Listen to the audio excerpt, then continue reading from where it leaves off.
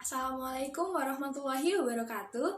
Halo semua, perkenalkan nama saya Amelia Aisyafuri dari 12 RPLC nomor absen 5.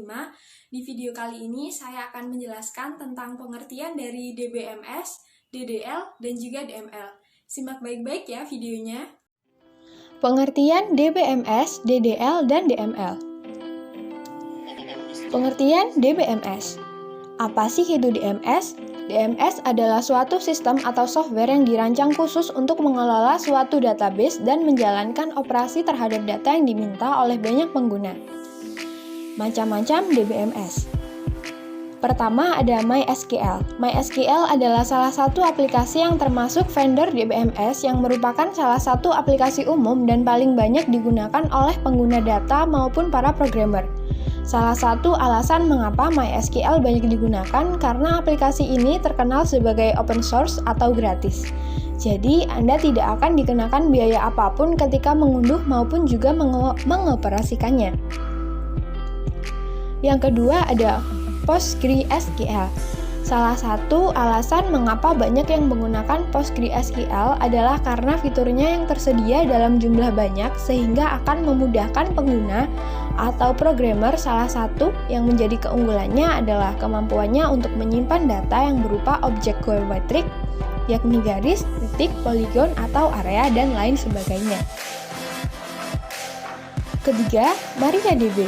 MariaDB adalah aplikasi DBMS yang merupakan aplikasi database dari MySQL.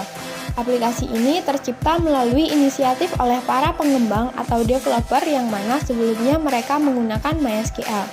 Alasan pembuatan MariaDB adalah karena telah diakuisisinya MySQL oleh pihak Oracle yang membuat produk ini menjadi produk proprietary. Kemudian ada Microsoft SQL Server. Microsoft SQL Server memiliki kemampuan di mana ia bisa beroperasi dengan baik di 64 maupun 32 bit. Di bawah ini akan kami jelaskan beberapa kelebihan yang dimiliki oleh Microsoft SQL Server.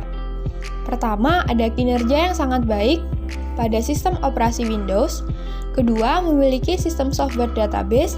Dan yang ketiga, memiliki kemampuan untuk membuat data cluster. Lalu ada MongoDB. MongoDB merupakan aplikasi database NoSQL yang memiliki format JSON dan merupakan aplikasi berbasis dokumen. Seseorang yang menggunakan MongoDB nantinya data tersebut disimpan dalam bentuk tabel yang berformat JSON. Biasanya aplikasi ini lebih banyak digunakan oleh mereka yang menggunakan Linux. Microsoft Access. Microsoft Access juga merupakan aplikasi DBMS yang juga banyak digunakan oleh para programmer atau sejenisnya. Aplikasi yang satu ini juga merupakan aplikasi buatan Microsoft yang biasanya digunakan oleh kalangan rumahan maupun juga perusahaan kecil sampai dengan menengah.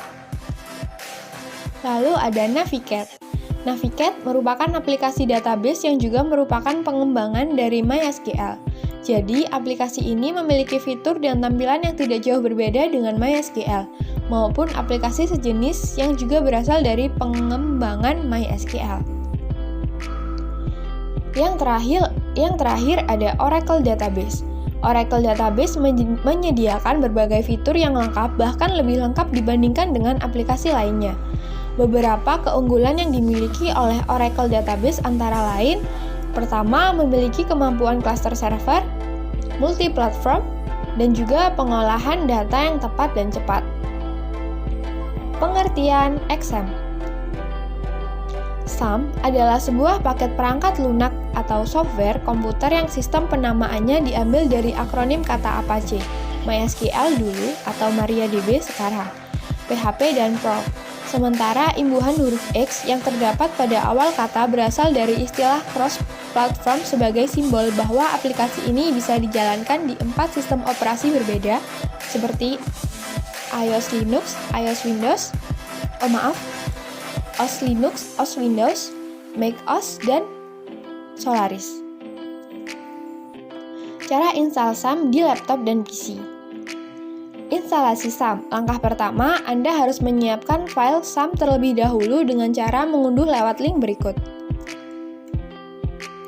Langkah kedua, setelah file berhasil di-download dengan sempurna, Langkah selanjutnya adalah menyiapkan space atau ruang hard disk di laptop atau komputer dengan minimal masih menyisakan ROM sebesar 1 GB guna menampung gambar, teks, video, dan dokumen website. Langkah ketiga, jalankan file SAM Windows seperti ini, installer atau versi lainnya yang lebih mutakhir atau yang lebih update.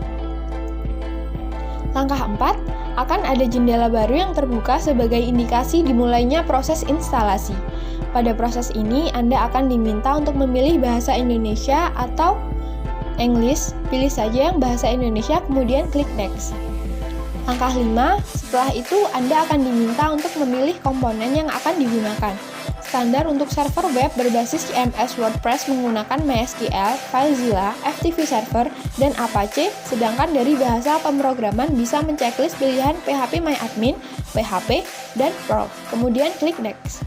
Langkah 6, pada tahap ini kita diminta untuk memilih lokasi file SAM yang akan diinstal. Gunakan saja pengaturan default, lalu klik Next atau Install.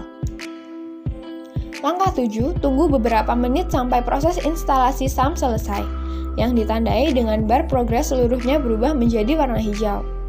Langkah 8, Anda sudah bisa menjalankan program SAM di laptop atau PC Windows untuk membuat website secara offline menggunakan localhost. Mudah bukan?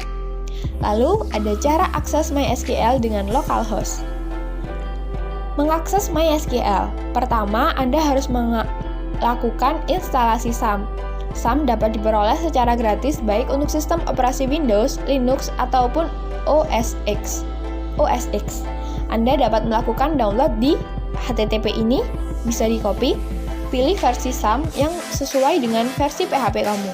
Untuk lokasi instalasi biasanya ada di local disk C atau local disk C/SAM. 2. Mengaktifkan SAM. Untuk mengaktifkan SAM, silahkan klik 2 kali pada logo SAM yang telah terinstall. Anda akan menemukan beberapa modul yang terinstall pada SAM. Untuk membangun sebuah website, diperlukan Apache sebagai web server dan MySQL untuk database-nya. Maka dari itu, silahkan klik Start pada Apache dan klik Start pada MySQL.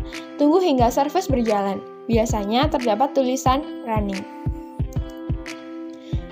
Langkah ketiga, mengakses localhost.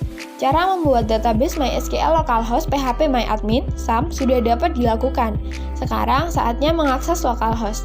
Silahkan buka web browser lalu ketik localhost, maka akan muncul gambar berikut. Itu artinya proses instalasi SAM berjalan sukses. Kemudian, cara mengakses MySQL dengan CMD. Berikut cara mengakses MySQL dengan command prompt. Pertama, buka CMD, kemudian akan tampil seperti ini. Kemudian ketikkan perintah seperti gambar di bawah ini. Gambar yang sudah saya cantumkan mohon diketikkan di command prompt kalian. Lalu ketikkan show database untuk melihat semua list database. Jadi kalau kita sudah membuat database, maka akan muncul di sini. Lalu ketikkan use nama underscore database, contoh use zeolite, seperti ini. Kemudian ketikkan show table, seperti di bawah ini, maka akan tampil tabel dari database yang telah dipilih. Seperti ini tampilannya. Lalu ketikkan select bintang from nama underscore tabel. Lalu ketikkan dex nama underscore tabel. Catatan, setiap perintah MySQL harus ditutup dengan tanda titik koma. Jika tidak ditutup dengan titik koma, akan terjadi error atau perintah tidak bisa dijalankan. Lalu, macam-macam sintak SQL. Ada create database, yaitu nama underscore database guna untuk membuat database baru. Ada use nama underscore database, membuka database.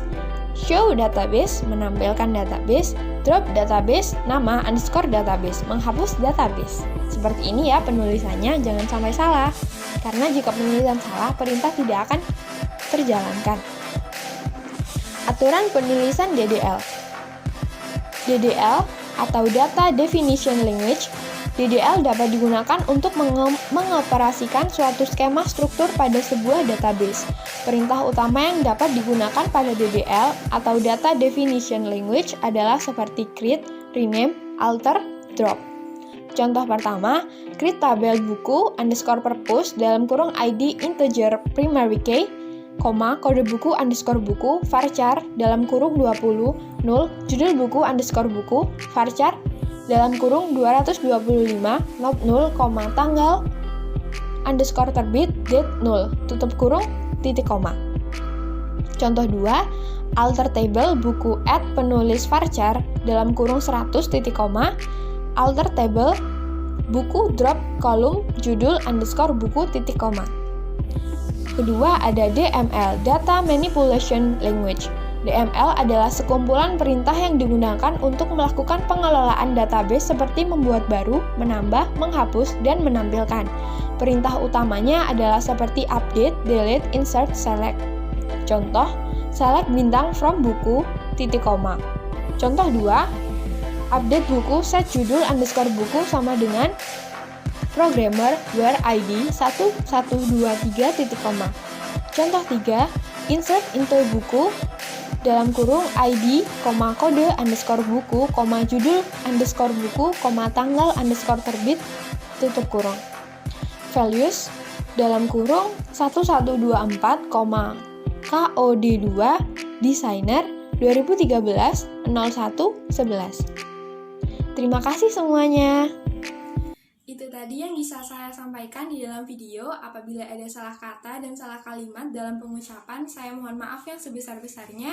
Semoga video tadi dapat bermanfaat bagi kita semua dan kita jadikan sebagai media belajar untuk terus lebih baik. Terima kasih semuanya. Wassalamualaikum warahmatullahi wabarakatuh.